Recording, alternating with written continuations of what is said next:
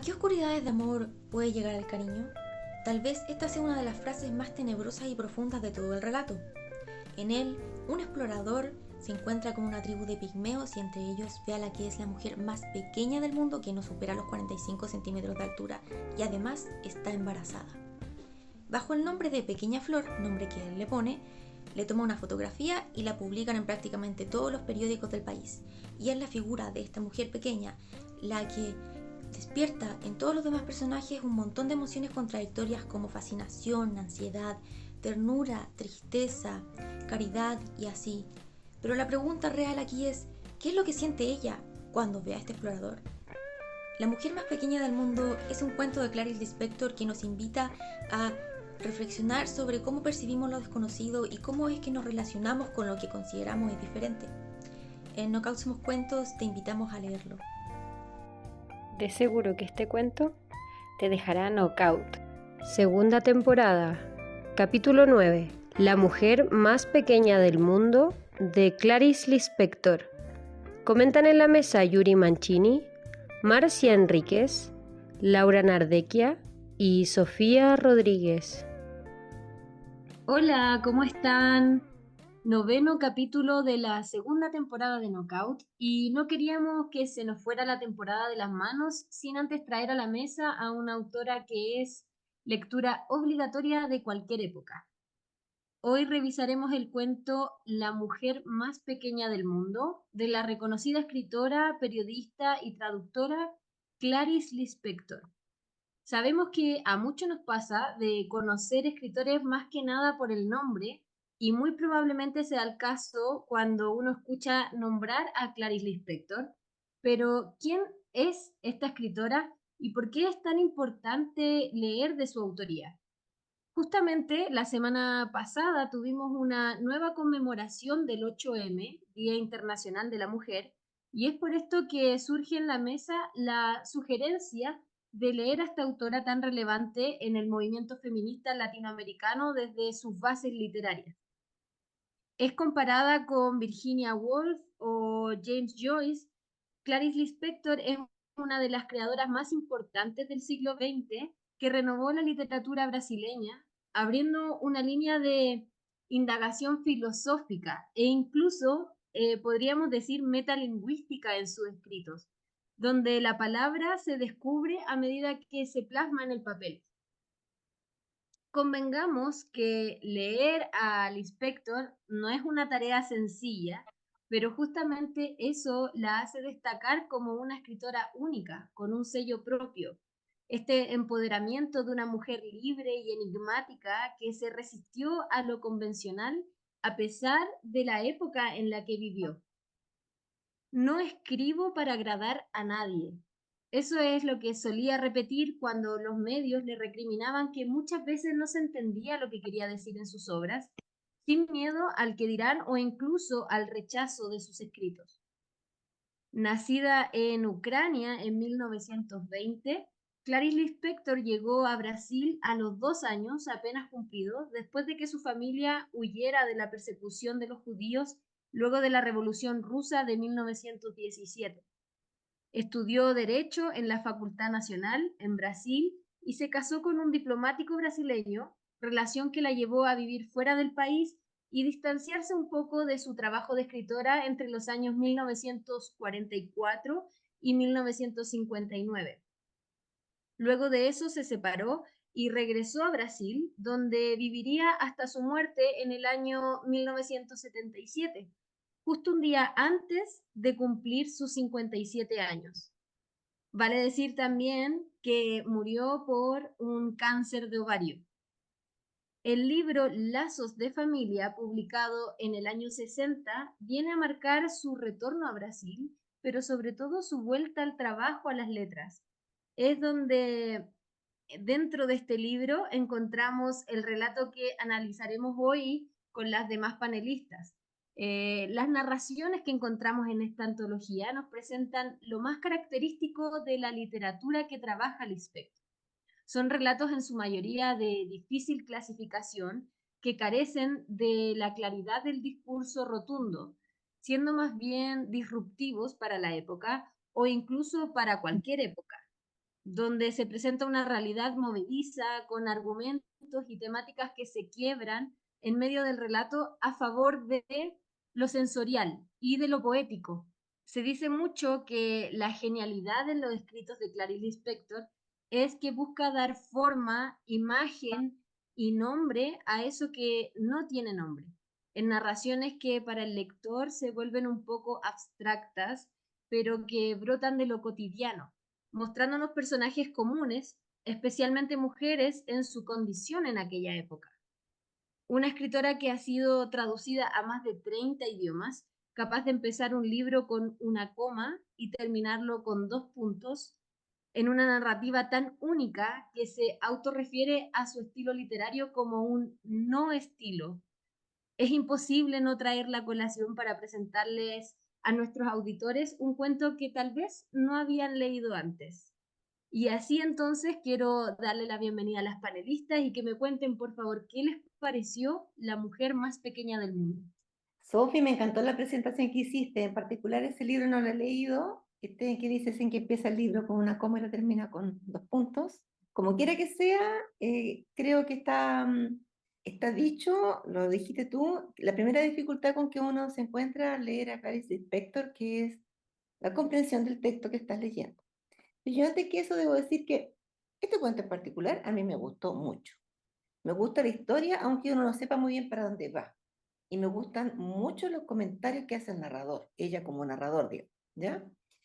Voy a poner un ejemplo de una parte de la narración, porque habla de una mujer pigmea, ¿no es cierto?, muy pequeñita, entonces dice, y como en una caja, dentro de otra caja, estaba el más pequeño de los pigmeos, más pequeño del mundo, obedeciendo quizá a la necesidad que tiene a veces la naturaleza de excederse a sí misma. Encuentro precioso cómo está dicho eso.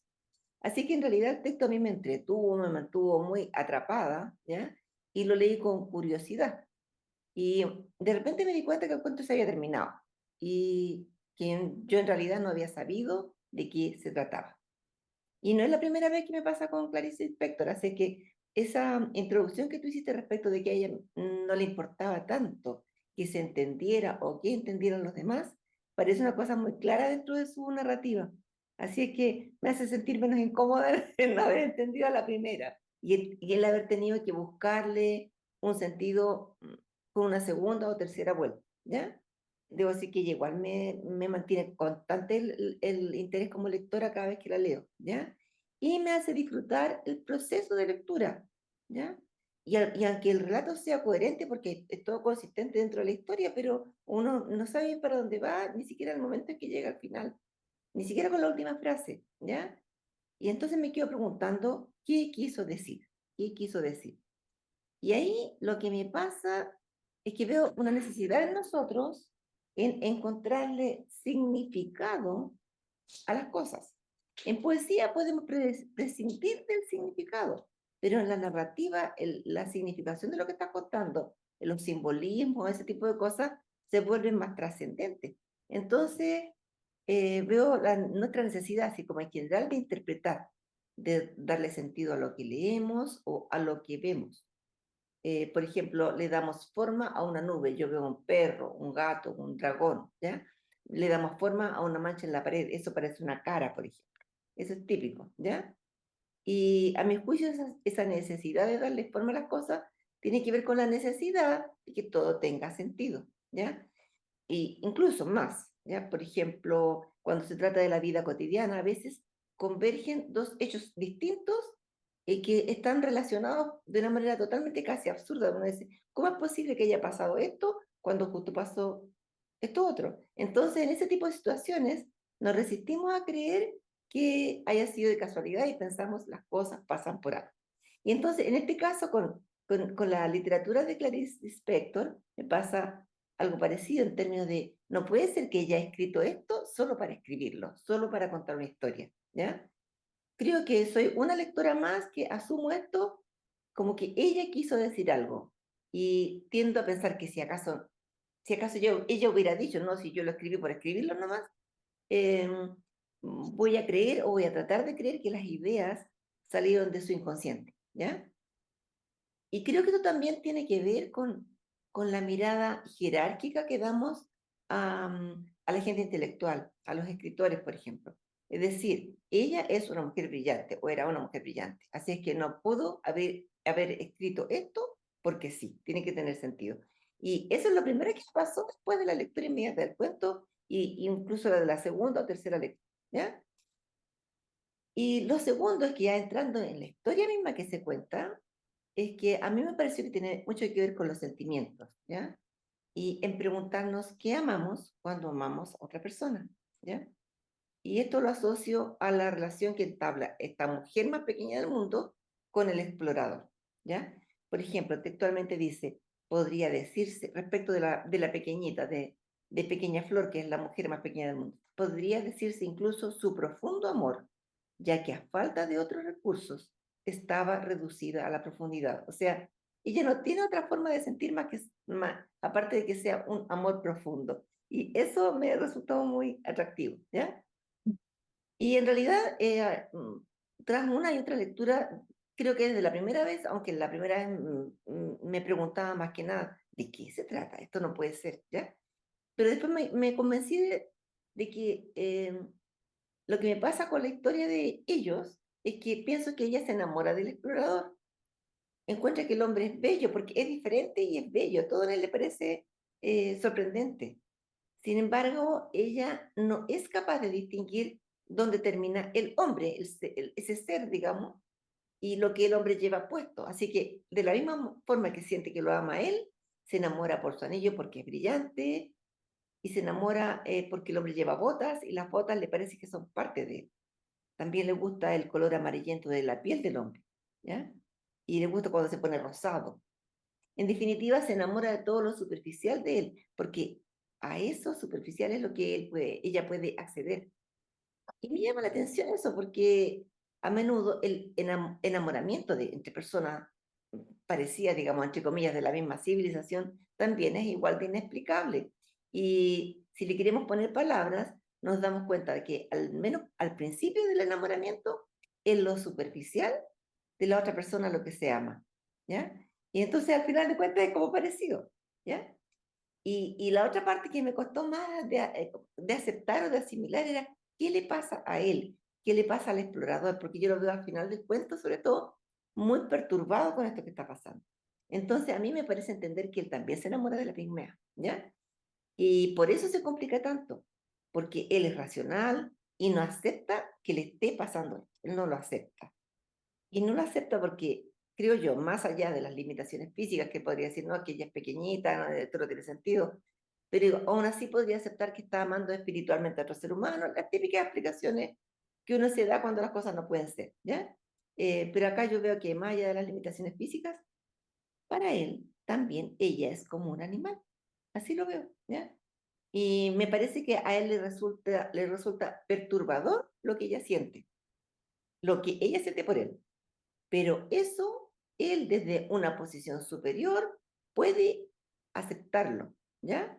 O puede entenderlo. Hasta podría ser lógico, porque él viene de un mundo superior. Entonces, es como lógico que ella se enamore de él. Pero aceptar que él puede amar a esa criatura chica, negra, fea, para su estándar de belleza, ella es fea, ¿ya?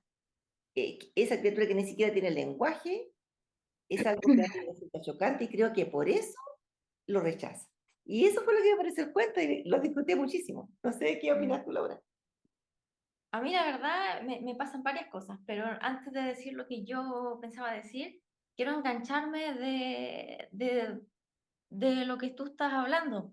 Bueno, en realidad creo que me voy a enganchar de dos cosas que es las que estabas hablando. La primera, lo que dijiste al principio, respecto a lo que uno trata de buscarle significado a ciertas cosas. Y en realidad, bueno, esa es la gracia de este programa, ¿no? Como buscarle significado o qué es lo que podemos creer que significan ciertos aspectos de los distintos cuentos. Porque una vez que el cuento, el relato o la obra, ya podemos hablar de, por ejemplo, una obra literaria, una obra de arte, por ejemplo, una pintura, lo que sea, una vez que ya deja las manos del autor, pasa totalmente a la interpretación del público, del Cierto. observador, o en este caso del lector. Entonces, claro, la interpretación vendría siendo libre y uno está dispuesto o no a querer ver qué es lo que significa, en general, dependiendo la experiencia de vida que tenga cada uno. Entonces, me parece súper interesante ese punto que Ujú. estabas diciendo. Y ya respecto a lo que significa el cuento en sí, como ¿Mm? tal vez el final, que para ti un poco que se enamora a ella, a mí me pasa otra cosa. Yo siento que el cuento, que es algo que me llama mucho la atención, es que trata el amor como concepto, lo trata como si fuera el equivalente o algo igual a lo que es poseer, a ese sentir de posesión, de posesividad o de territorialidad. Y yo siento, al menos yo particularmente, que el amor, en frente a todos esos otros conceptos, son distintos. Y esos conceptos entre sí también son distintos. Pero aquí lo trata como todo en uno. Quizá porque, como mismo mencionaste ese fragmento, al verlo desde un estado un poco más primitivo, cuesta un poco distinguir cuál es la diferencia entre cada concepto. Pero para mí son cosas distintas. Distinta. Y eso en realidad es súper interesante porque si pensamos en una línea en la que cuesta establecer como el límite de dónde empieza cada concepto, llegamos a lo que trata un poco el cuento, que es este amor como posesivo, si queremos entenderlo realmente como amor, que es lo que le pasa a varios personajes del cuento, que por ejemplo, que a mí igual me marcó bastante, esto que le pasa a los demás personajes que dicen, ay, ojalá pudiera, ¿qué pasaría si ella estuviese aquí? Podría atendernos a la mesa. Podríamos tratarla como una muñeca, podríamos vestirla, podríamos cuidarla, podríamos hacer un montón de cosas o le provoca un montón de sentimientos a otra gente, pero todas en general tienen relación como a la posesividad, a como objetificar ¿Ya? eh, a la persona. Y en realidad la persona no es un objeto, es una persona más, pero es como que no... Un amor eh, dueño de los dos. Sí, quizás es dueño del otro. Y eso igual me llama bastante la atención. Entonces, este mismo caso, que por ejemplo, uno de estos personajes cuando ve la foto, creo que es la que estaba con el hijo, la que recuerda o no, que cuando ella era niña en el orfanato, había fallecido una de las niñas del orfanato y ella con sus demás amigas, como no tenían muñecas con las que jugar, habían ocultado la muerte de ella y la habían guardado como en un armario o algo así, y la bañaban, la limpiaban, la vestían, incluso la castigaban, solamente para tener como alguien con quien entretenerse, pese a que esa era hace no sé, por ejemplo, horas o días atrás, una niña más de las que estaba quizás conversando con ellas, pero la veían totalmente de forma distinta. Y creo que eso es un poco lo que pasa entre los personajes y la misma mujer que es la pequeña Flor. Porque pequeña Flor, por ejemplo, también tiene como signos, por así decir, de posesión. Pero esto quizás los demás los personajes en un principio no lo entienden porque creen que ellos son los que son capaces de sentir el amor, viéndolo desde el punto de vista de esta forma. Porque estos mismos personajes no la logran ver como una persona. Incluso lo dicen en alguna parte y dicen, por ejemplo, pero es una tristeza de animal, no es una tristeza humana porque no la logran ver como si fuera alguien más de ellos, porque no calza con su concepto de lo que es una persona civilizada. No va dentro de la norma, por lo tanto es imposible que esa mujer pequeña, que físicamente se ve como mujer y además está embarazada, eh, es como no querer, ni siquiera es como identificarse, sino no querer asociarse, porque te choca de decir, hoy, pero vive en un estado, el estado de vida que tiene es tan salvaje comparado al mío, que es civilizado, yo soy limpio, me aseo, no sé, como de forma higiénica o lo que sea, pero es como alejarse de esta situación cuando realmente igual es una persona. Pero volviendo al tema de lo que vendría siendo un poco el final, que para ti tú sientes que ella en realidad se enamora de él. En realidad a mí me pasa que en el final, por ejemplo, dice que él se impacta un poco con la situación porque ella se empieza a reír, pero no entiende por qué es que ella se está riendo.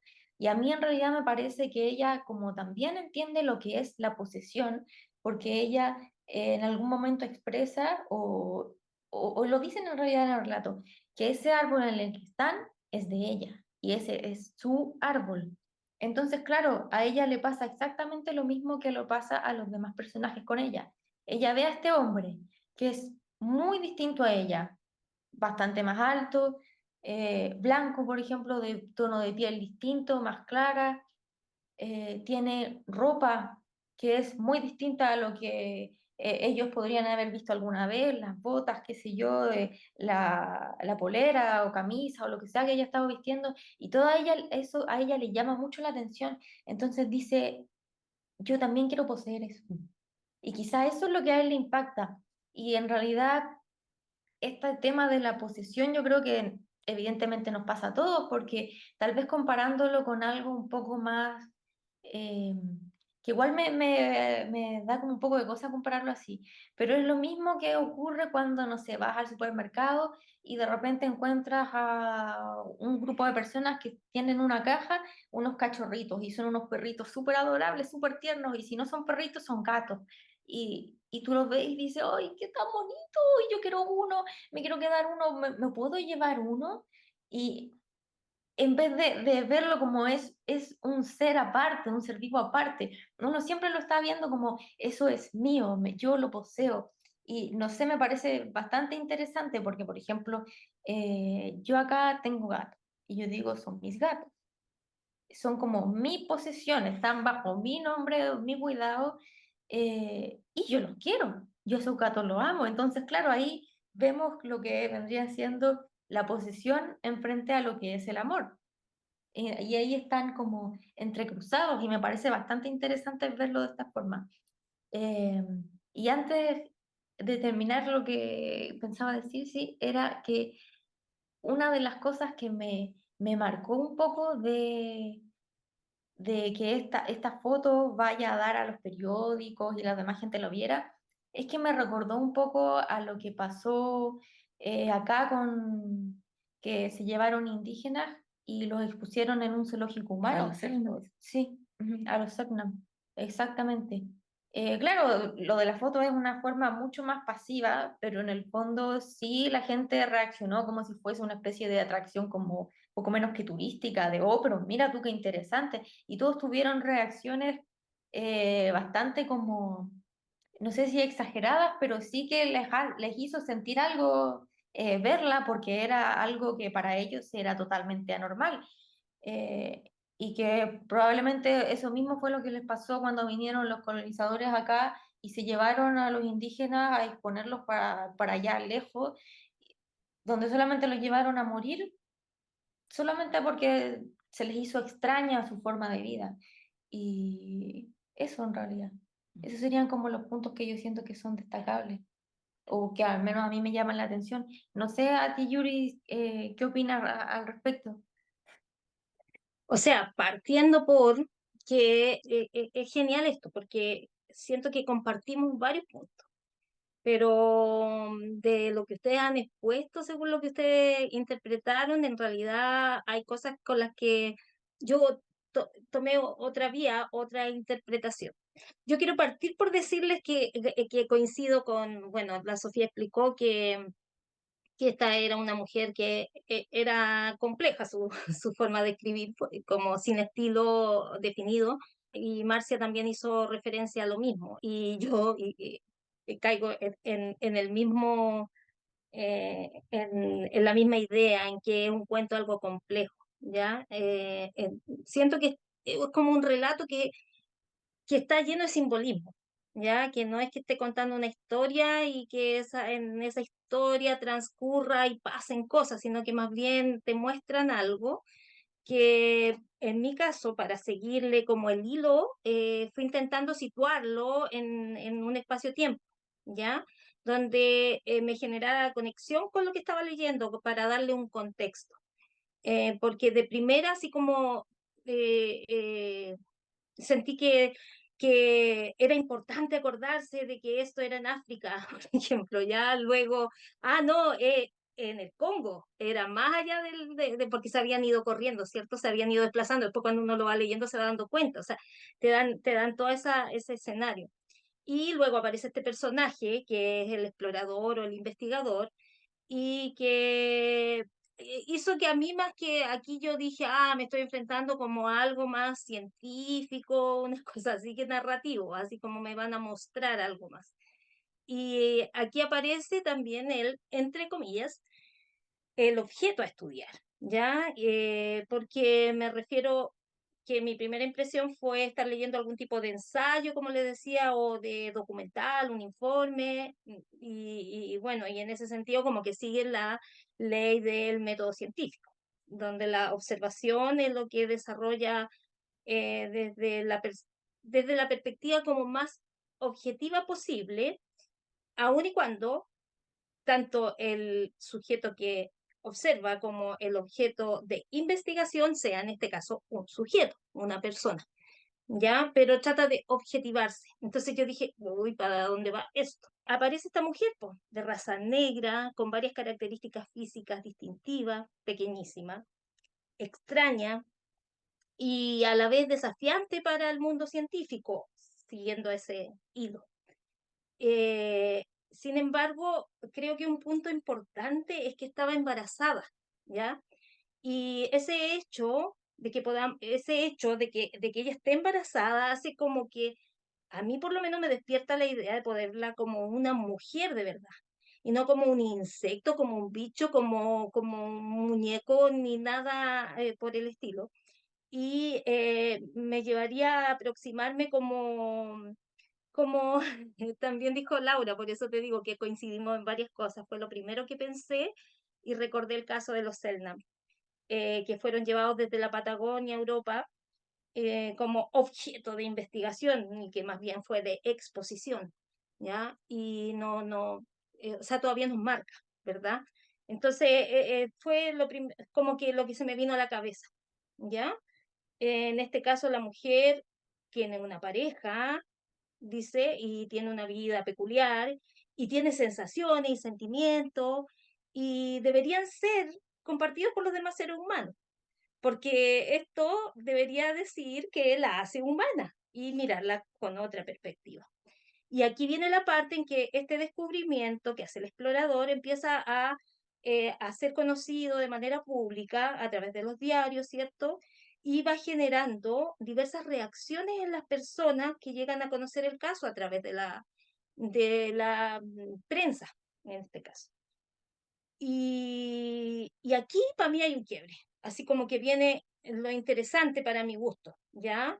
Que cambia el tono de esto más explorativo y científico a que se convierte en menos importante la pigmea más pequeña, jamás vista, sino más bien las reacciones de muchas personas y cambia el foco, o más bien te acercan al foco real de este cuento, por lo menos según mi percepción, que es como más sociológico, por así decirlo, que proviene de cómo sentimos y actuamos los seres humanos frente a distintos eventos o fenómenos que vamos conociendo en el transcurrir de nuestras vidas.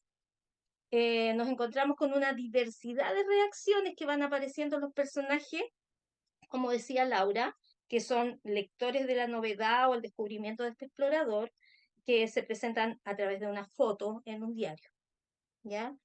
Y así vimos, por ejemplo, aflicción, vimos nostalgia, vimos piedad, vimos caridad. Esas eran las reacciones que habían. También la veían como un bicho, o sea, algunos aluden a eso, o como un juguete, como un objeto de diversión. Entonces, esas son las distintas reacciones que las personas tienen al conocer de esta pequeña flor. Y hay una reflexión bien importante de una de los personajes, que es una madre, que a mí me da la impresión que aparecen para mostrar más nítidamente cuál es el énfasis que pone la autora en el relato, y es la forma en que esta mujer expresa como la cara fea del sentimiento del cual ustedes hablan, porque creo que esto alude al amor, como poniéndolo como el símbolo más importante de este relato, ¿ya?